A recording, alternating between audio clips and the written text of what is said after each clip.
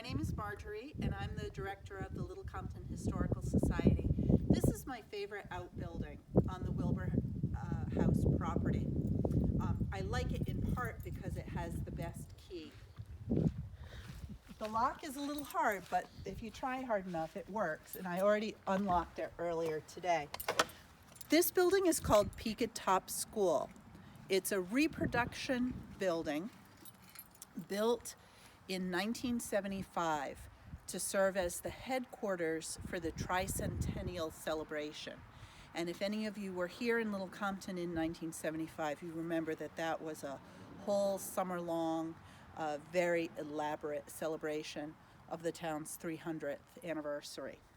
So this building is a reproduction, but it uses a painting and a really detailed description of the building in order to recreate it. And I get the sense that it's a really well done reproduction. Peaked Top School was the first self-standing schoolhouse in Little Compton. It was built in 1725 and was probably first located on the Commons, and then it was moved at least 2 times, once to the top of Taylor's Lane and once on West Main Road closer to Swamp Road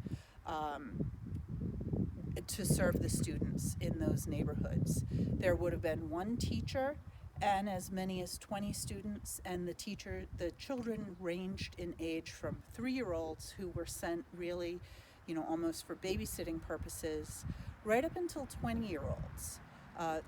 The town offered essentially 8 grades, 8 years of school, but the kids did it when they could, and some of them just took a really long time in order to finish those 8 grades. So a teacher was responsible for the individual education of each of his or her students. But let's come inside and take a look.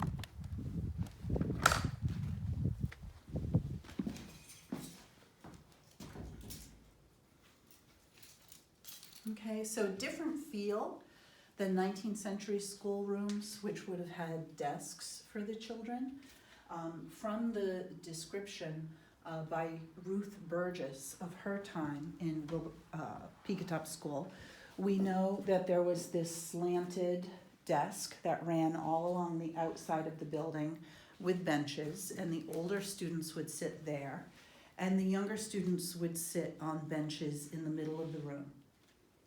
The teacher had a desk or a table, and the teacher would call individuals up to her desk, check on their assignments, give them a new assignment, and then they were expected to return to their seat and work studiously and be silent and non-disruptive while the teacher dealt with the other students in the room. There would be a lunch hour. Kids would go home for lunch and come back after lunch to resume school. Really no recess or playground to begin with, but as we move into the 19th century, the schools started to have some basic playground materials, like a seesaw, adjacent to the school, and the children would spend more time there.